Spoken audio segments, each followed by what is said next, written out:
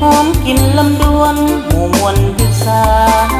กลิ่นหอมกระจายไปทั่วพื้นอาณา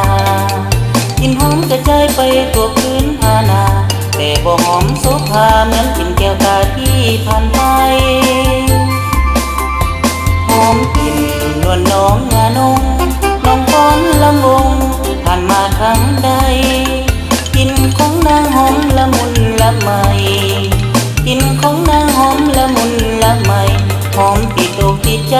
พาหัวใจหายไปฝันอยากได้น้องมาเคียงความหมอนนอนเตียงอายก็คงสุขสันต์จริงห้องเพลงกล่อมบรรเลงทุกคืนวันจริงห้องเพลงกล่อมบรรเลงทุกคืนวันกล่อมให้จอมควันทุกคืนวันให้สุขสบายหอมกลิ่นอันใดบ่ปานกินน้องลงคานวาดบันหัวใจยิ้มน้องก็งามทั้งว่าจะเอ่ยใครยิ้มน้องก็งามทั้งว่าจะเอ่ยใครงามจับอกจับใจบาดหัวใจหายแท้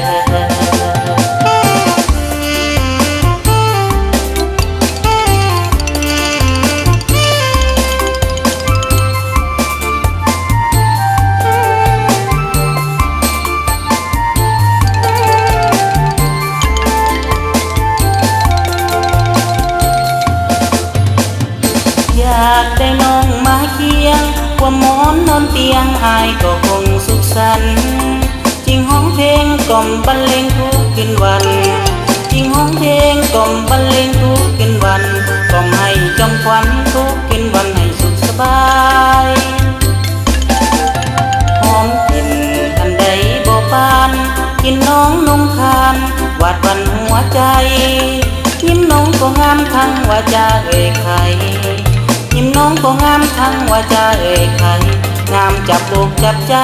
บาดหัวใจหาย